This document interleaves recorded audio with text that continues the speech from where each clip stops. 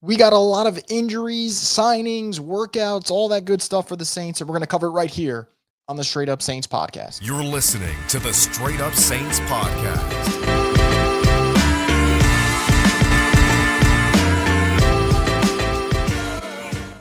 What is up, Who Dat Nation? Welcome inside another edition of the Straight Up Saints podcast. I'm your host, Chris Rosvogu, and as always, the Straight Up Saints podcast is brought to you by Scott Vicknair Injury Lawyers. If you've been injured in any kind of accident, car, truck, 18-wheeler, hurt offshore, Scott Vicknair handles it all. You give him a call at 504-500-1111. They'll always fight for the win. The Saints got a little banged up in their preseason opener against the Chargers. Will Clapp, Trevor Penning, Bub Means, all suffering injuries. And we got updates on every single one of them, and that's going to lead to the Saints having to shop around, to put it lightly. So let's start off with Will Clapp. That's probably the biggest injury so far in terms of the severity of it. He's out for the rest of the year. He just got placed on season-ending injury reserve. It is not ideal for a player who brings experience and versatility to this offensive line, and I think the Saints were looking forward to that aspect of it. So he's out. Brutal. Obviously, from a depth standpoint, there's no question about it. I do think this opens a door for Simpkins to potentially make the 53-man roster. I thought he had a really nice preseason opener against the Chargers. So, hey, if he has another good game against the Jaguars, maybe he'll make the week one roster, and maybe that becomes kind of a certainty, but we'll see what happens. Elsewhere, Bub Means, ankle injury for him. He's going to miss some time. The severity of it, though, is a little unknown at the moment. I think the Saints are going to have to wait for a little bit more information there. According to Nick Underhill of New Orleans Football, he said that Bub Means is seeking a second opinion, and that second opinion is going to determine the outlook. So we'll see what happens. Obviously not ideal for the Saints. They're not exactly a team loaded with wide receiver depth and wide receiver talent as a whole.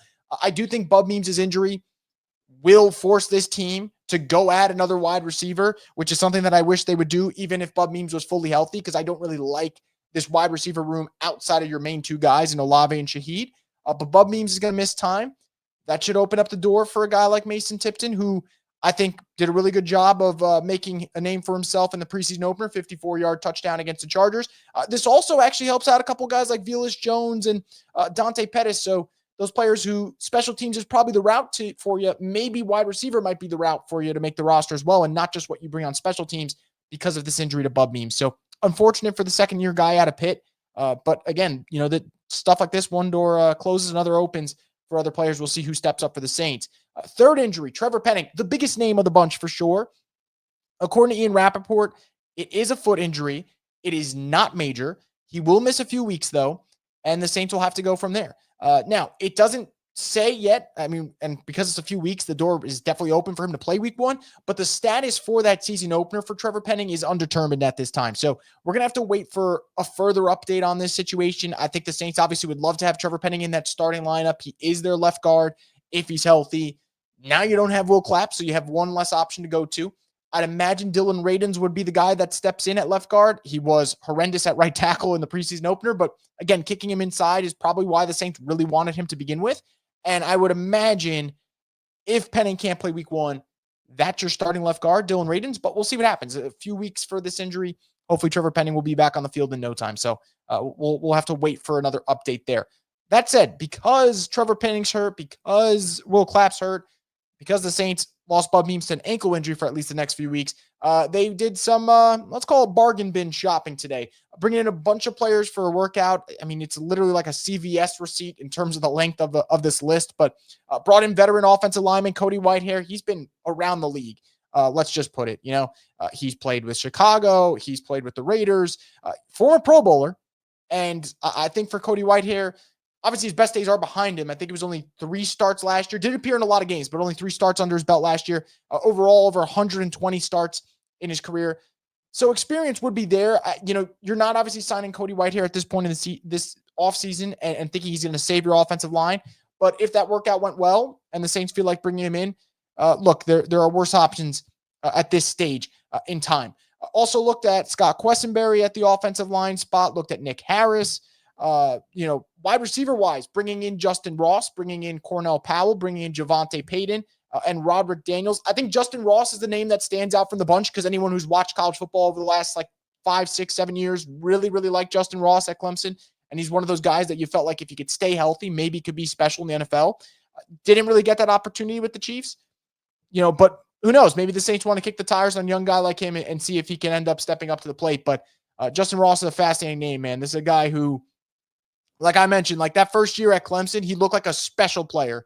And we'll see. Maybe the Saints end up signing him. But so far, they have not signed a wide receiver, even though they brought in a couple. Who they did sign, though, defensive tackle Jaden Peavy.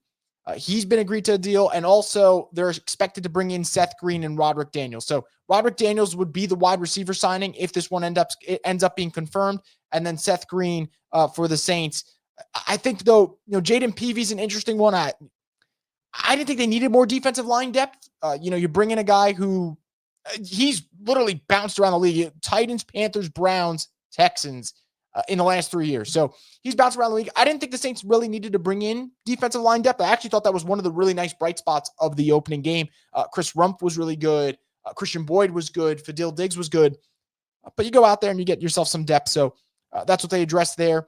I mentioned Roderick Daniels. They clearly needed to add another wide receiver to go that route.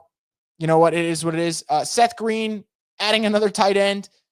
I don't think that could hurt. I mean, this is literally a position group for the Saints that I think is a Juwan Johnson injury away from literally panic time for them. So I'm cool with them adding depth. I don't know if that's going to be the one that ends up, making a difference, but I understand it. And then Roderick Daniels, we'll see what happens with him and whether or not the former SMU guy can step up for them. But I think right now for New Orleans, it's more of adding camp bodies. You might have to wait for the end of the preseason when teams are going to cut their depth players, ones that wouldn't make their roster because they're a little front-loaded at a position. I think that's where the Saints are going to have to strike. So truthfully, if I'm just being really honest right now, I don't think any of the signings that the Saints are going to make today or over the next 24 hours are going to make a big impact on this team. But you need to add depth for preseason games. You got 2 of them left. You got to add camp bodies anyway. And I think what really is going to matter is when those actual teams that are loaded with depth, think of like the Saints back in 2018, 2019, when those teams have to make their roster cuts, Saints got to pay attention to the waiver wire, and maybe they could add some depth there. So we'll see what happens, but a lot of stuff here for the Saints today. And it's been a relatively busy Tuesday for one where you'd think it would be quiet leading into the second preseason game for New Orleans. But that's going to wrap it up, guys, for this edition of the Straight Up Saints podcast. If you haven't already, make sure to subscribe to the channel. We greatly appreciate it here. Make sure to like the video as well. Literally costs you nothing, and it helps us out a ton. So leave a like, hit the subscribe button so you get alerted for more from the Straight Up Saints podcast, the destination for the Who Dat Nation.